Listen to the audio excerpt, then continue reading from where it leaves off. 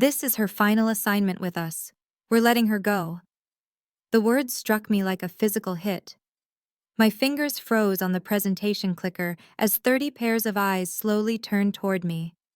Bryce, my VP of barely 4 months, had just declared my dismissal in the middle of my pitch to our most important client.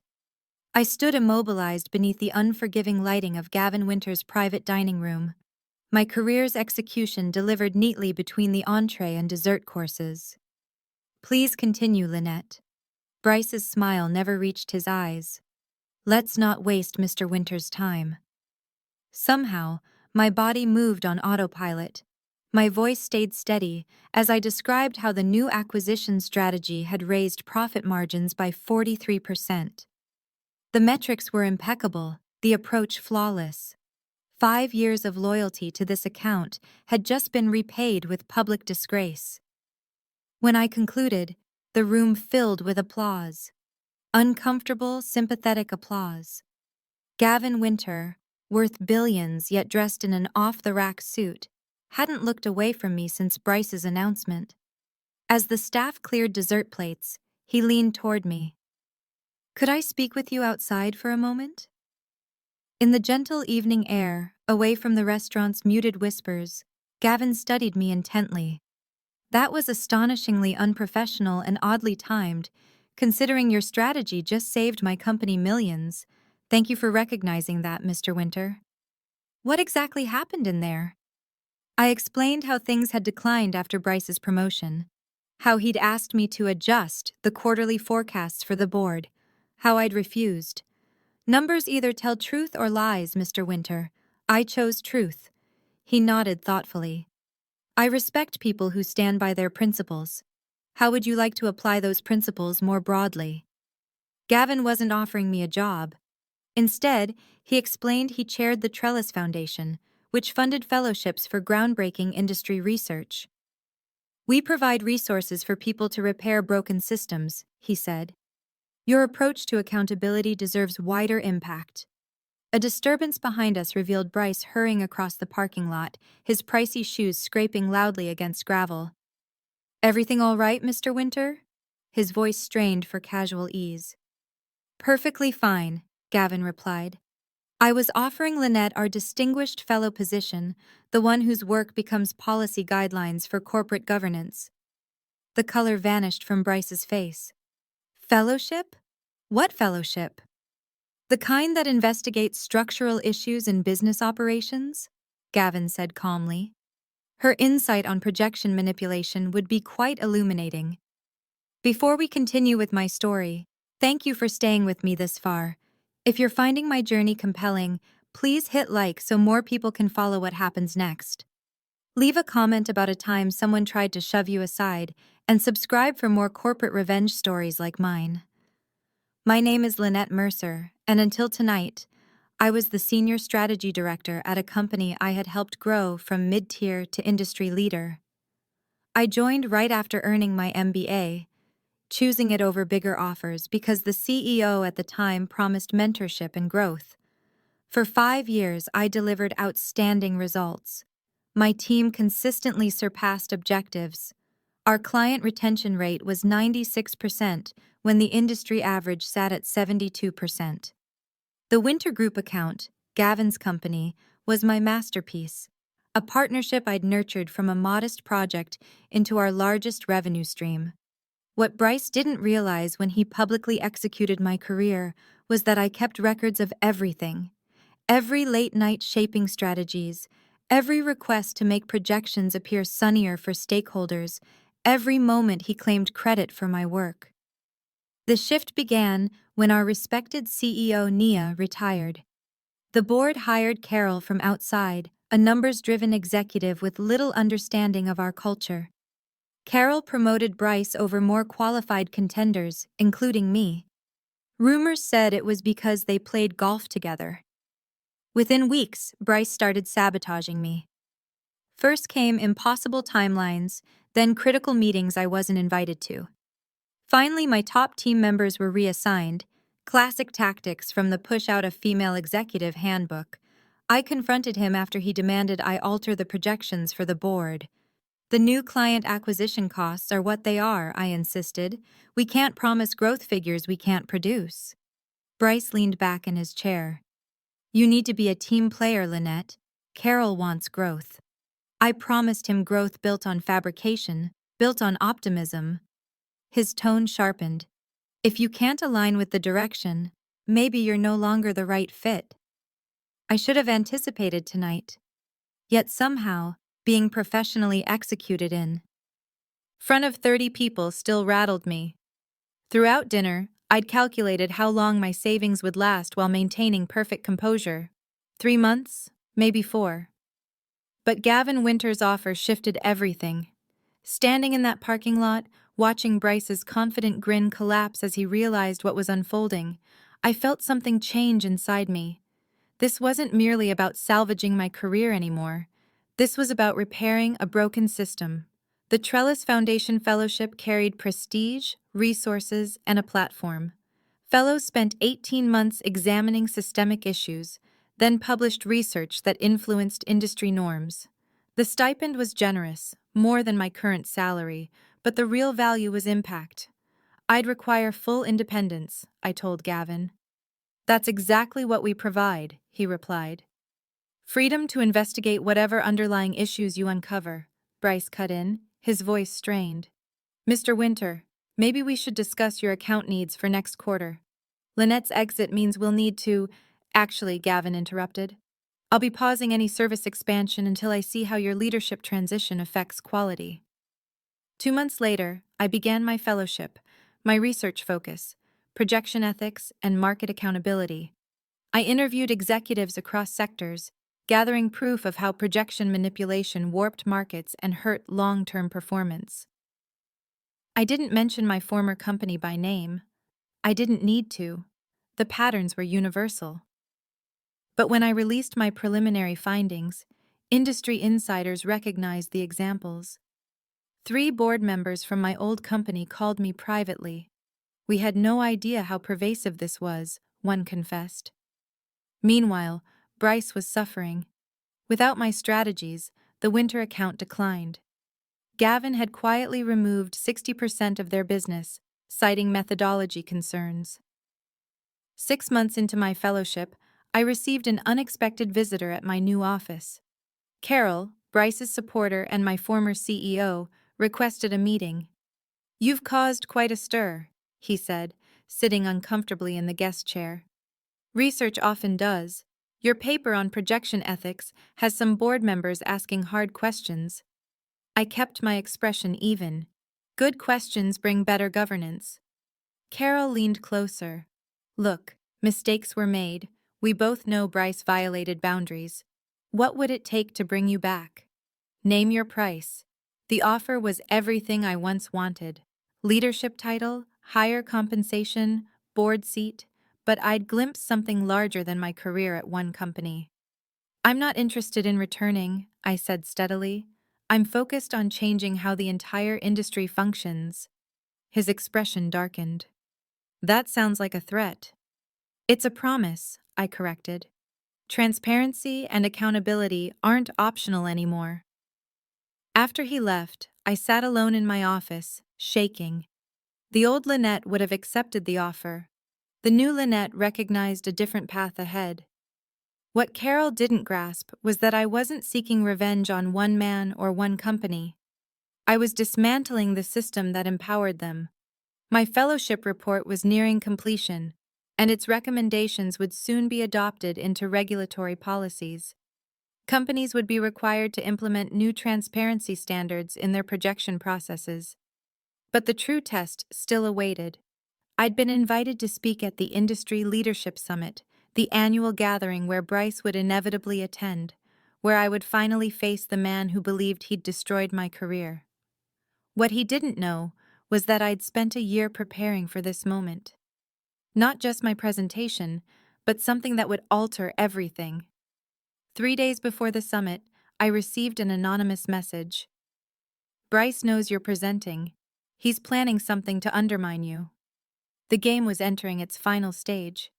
But after months of research, I had assembled my own arsenal. one that would make my past humiliation seem mild compared to what was coming. The Industry Leadership Summit was hosted at the Grand Meridian Hotel, a fitting venue for what was about to occur. As I stepped into the expansive lobby, memories of earlier events washed over me. Times when I attended as Bryce's subordinate, standing in his shadow while he absorbed credit for my work. Today would be different. Today, I was a featured speaker. My presentation was scheduled for the third day, giving me plenty of time to observe. I watched Bryce circulate through the room, shaking hands and slapping backs. His company's performance had steadily worsened since my exit, but his networking talents remained polished. On the second day, I attended a panel where Bryce was speaking. The moderator asked about ethical projection standards, the exact topic of my research. "We've always upheld the highest practices," Bryce proclaimed, locking eyes with me in the audience. "Some former employees may imply otherwise for personal advantage, but our record speaks for itself." Several attendees glanced my way. I simply smiled and wrote in my notebook. After the panel, Gavin Winter approached me in the hallway. "Subtle, wasn't he?" Gavin remarked dryly. "About as subtle as my termination announcement." Gavin's eyes glimmered. "Are you nervous about tomorrow?" "Not nervous." "Ready?" "Good. Because the committee added someone to your panel at the last minute." He hesitated. "It's Carol." My heartbeat quickened. Both Bryce and Carol would be there, positioned to undermine me. The anonymous warning suddenly made perfect sense. "Excellent," I said with more confidence than I actually felt. More visibility for what needs to be addressed. That evening, I received another message. "Check your presentation file. It's been tampered with." Sure enough, when I opened my slides, critical data points had been altered. Numbers quietly shifted to make my conclusions appear incorrect. If I hadn't reviewed them, I would have presented false information, destroying my credibility. I restored the accurate data and added extra security. Then I did something unexpected. I created a second presentation file and left it accessible on the conference system, a decoy. The next morning, I arrived early to prepare. The ballroom filled fast. My session on transparency and corporate projections had drawn major attention after my fellowship releases. As I set up, Bryce walked in with Carol. They sat in the front row. "Need any technical support?" Bryce asked loudly. "I know how these presentations can glitch." "I've got it handled," I replied, "but thank you for the concern." The moderator introduced the panel. When my name was called, the applause was strong. My research had struck a nerve across the industry. Carol shifted uneasily in his chair. I connected my personal device instead of relying on the conference system, avoiding my sabotaged file entirely. "Good morning," I began. "For the last 18 months, I've been studying how projection manipulation impacts market integrity. Today, I'll share not only findings, but actionable solutions." As I moved through my presentation, I noticed Bryce's bewildered expression. He had expected me to use the corrupted file. His planned victory, catching me presenting false numbers, wasn't happening. During the Q&A, Carol lifted his hand. "Miss Mercer, your research indicates widespread manipulation of projections. Isn't this simply a matter of optimistic forecasting rather than intentional deceit?" "That's an excellent question," I answered. "The difference lies in intent and pattern. When shifts consistently lean in one direction despite contradictory evidence, when the individuals making the shifts benefit from the dishonesty, and when objections are ignored, that's not optimism, that's manipulation." The audience murmured. Many recognized the pattern from their own workplaces. Bryce raised his hand next. "Your methodology seems flawed. You've cherry-picked examples to support your claim while overlooking normal industry behaviors." I smiled. Actually, I examined projections from 213 companies across 7 sectors. The statistical patterns are very clear, but I'm curious. Which specific part of the methodology concerns you? He hesitated, clearly having expected to attack my corrupted data instead of my methods. The sample size seems insufficient.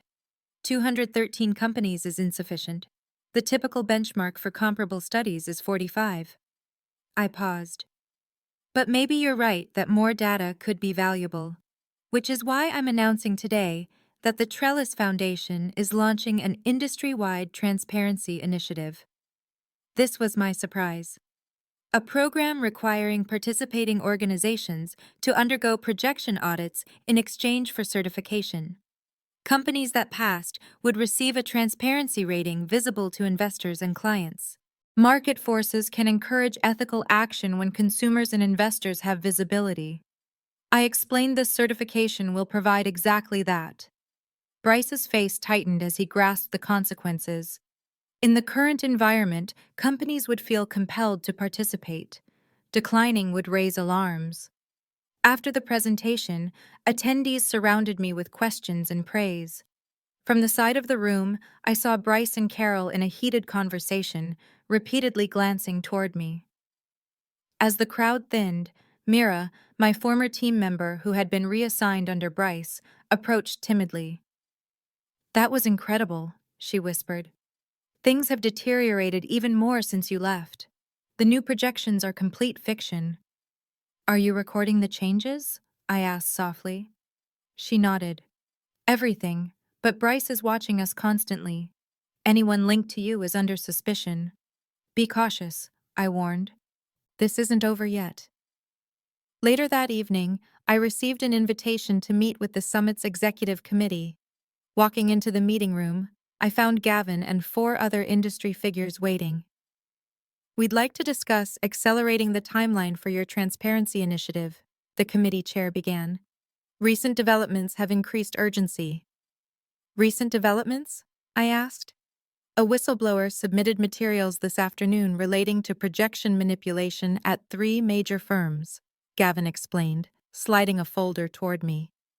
"Including your former employer." Inside were printed internal communications, dozens of exchanges between Bryce and Carol, explicitly outlining how to reshape projections and manage inconvenient data. The evidence was devastating. "Where did this come from?" I asked, genuinely shocked. "Anonymous submission," the chair replied, "but thoroughly verified." As I reviewed the documents, I realized they contained details only a small circle could access. Someone very high up had turned against Bryce and Carol. The committee explained they wanted to announce the transparency initiative immediately, with implementation starting next quarter instead of next year. "We need to stay ahead of this," one member insisted. "If these practices are exposed without a solution prepared, investor confidence will collapse." I agreed to the accelerated schedule, aware it would catch Bryce completely off guard. As the meeting wrapped up, Gavin held me back. "There's something else you should know," he said quietly. "The board of your former company is meeting tomorrow morning in an emergency session." My heartbeat sped up.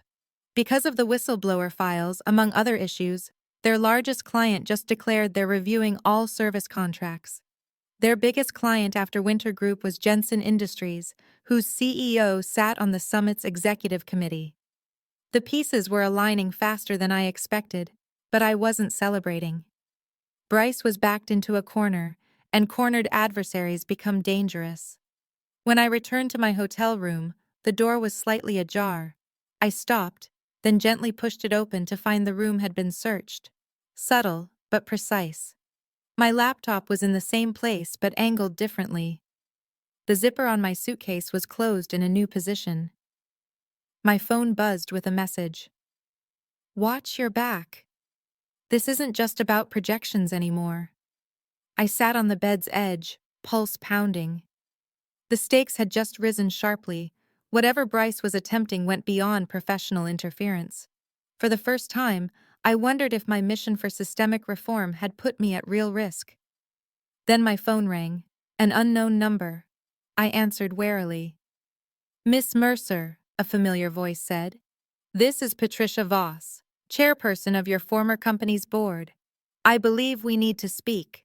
I met Patricia Voss in the hotel's private lounge at 10 p.m.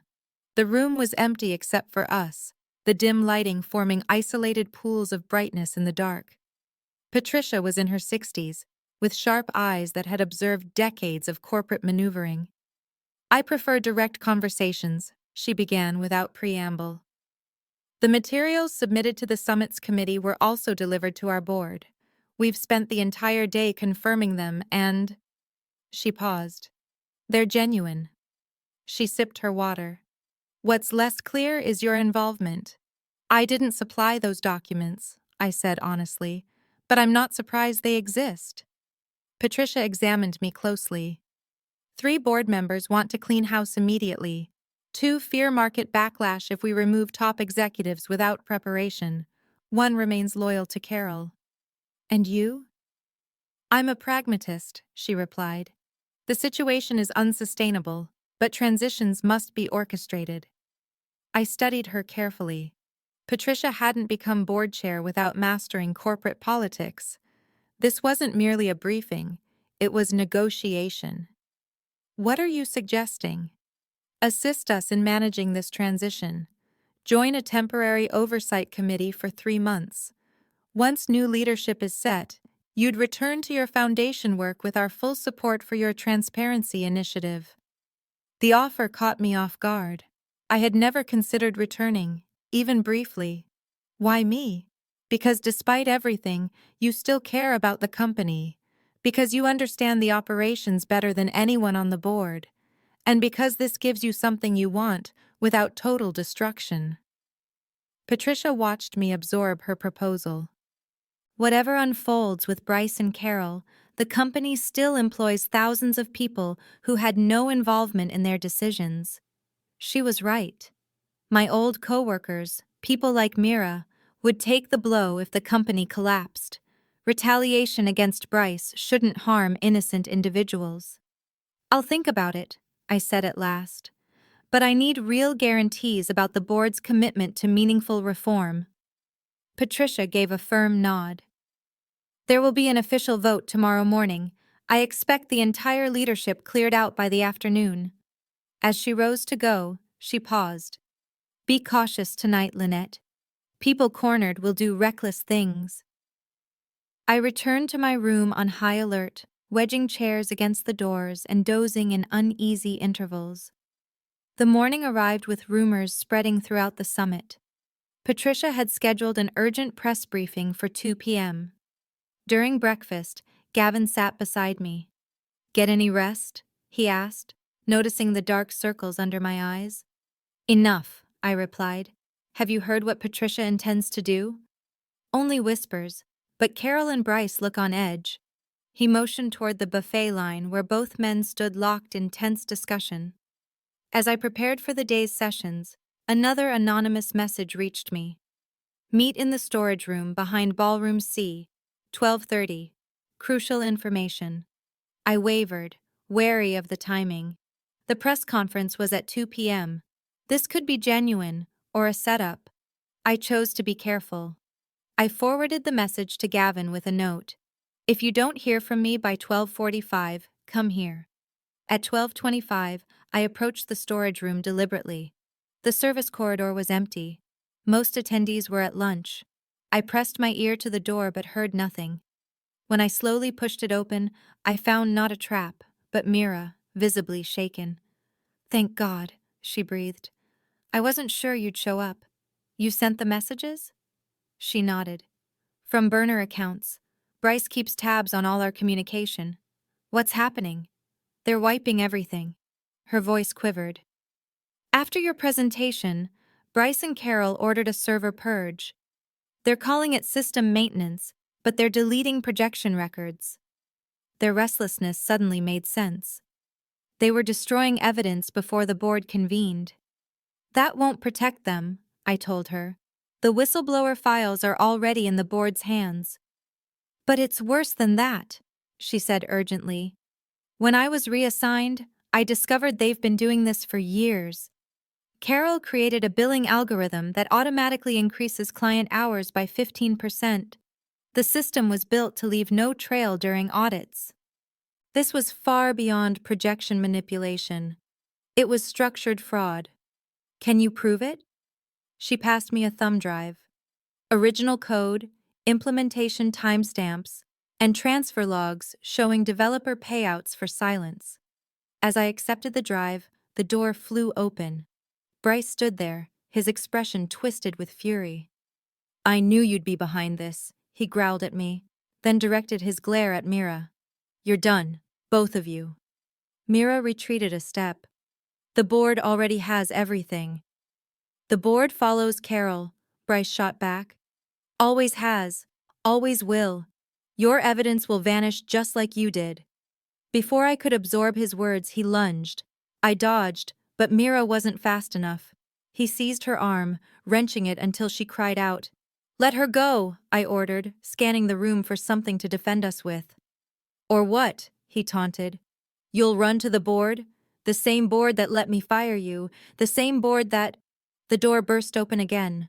Gavin Winter strode in with 2 security officers. "I think that's enough, Mr. Harmon." Gavin's voice was glacial. "Release her now." Bryce held his grip for one final rebellious second before security moved in. He shoved Mira away and smoothed his jacket. "This isn't what it looks like," he insisted. "These ex-employees were stealing confidential information." "Interesting," Gavin replied, "considering we have the last 3 minutes recorded." He lifted his phone, the screen showing video of Bryce's threats. The 12:45 check-in I'd sent Gavin had triggered his concern when I didn't reply. Within minutes, Summit Security had removed Bryce from the building. Mira was being treated for bruises by medical staff. And I sat with Gavin, Patricia, and the Summit's executive committee, walking them through what we uncovered. "This changes everything," Patricia said after reviewing Mira's drive. "Projection tampering was troubling. Systematic client fraud is criminal." At 2 p.m., Patricia's press briefing began. I stood in the back as she announced the immediate dismissal of Bryce and Carol pending criminal inquiry. Then she said something I hadn't expected. "The board has unanimously appointed Lynette Mercer as interim chief operations officer to lead our reform initiatives. Her experience in ethical practices and deep familiarity with our systems make her uniquely suited to guide this transition." Cameras swung around, searching for me. Gavin nudged me forward. "This wasn't our deal," I whispered to Patricia as I neared the podium. "Situations shift," she murmured. The board vote was unanimous. As I faced the reporters, the weight of the moment settled in. 18 months ago, I had been publicly disgraced and dismissed. Now I stood as the chosen steward of the same company that cast me aside. I addressed the press with steady assurance, outlining immediate transparency actions and investigative protocols.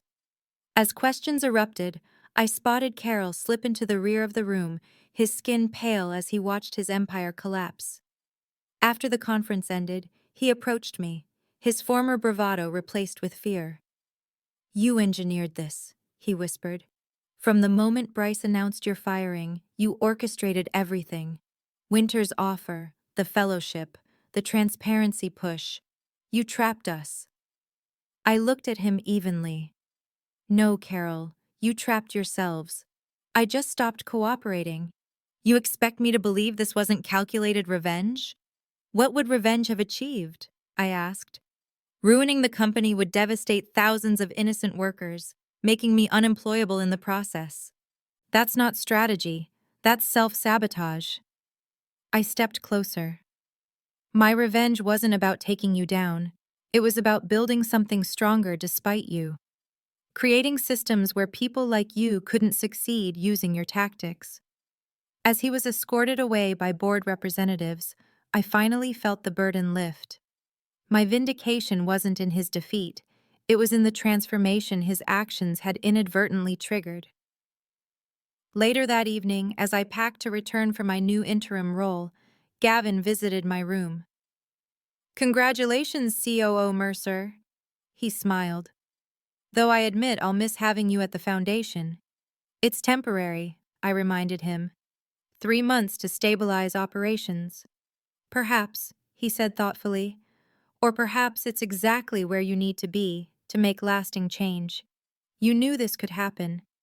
I realized from the start, the fellowship, the research, the transparency initiative. You were setting me up for this." Gavin shrugged. I saw potential in you and in the circumstances. When Bryce announced your termination at dinner, his arrogance revealed weakness. So all this time you've been doing exactly what you believed in, he interrupted. Building systems of accountability, creating transparency frameworks, developing leadership skills. Whether that led back to your former company or somewhere entirely new was secondary. I considered his words carefully. The whistleblower materials. Did you orchestrate those too? I only created conditions where truth could surface safely.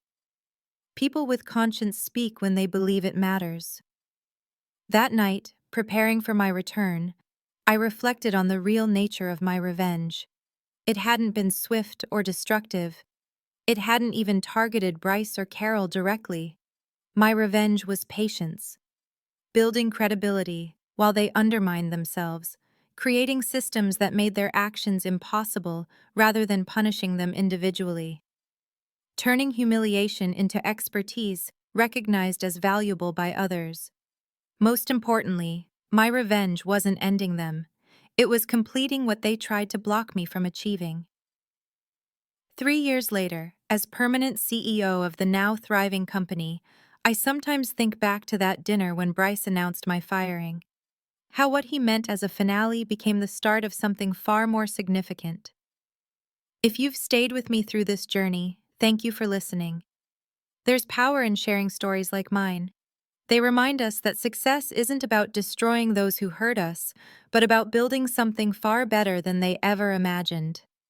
If this resonated with you, please like and subscribe to hear more stories of overcoming workplace challenges through strategy instead of destruction. And leave a comment about how you've transformed obstacles into opportunities in your own career. Sometimes our greatest setbacks truly become our greatest opportunities when we have the courage to move beyond revenge into reinvention.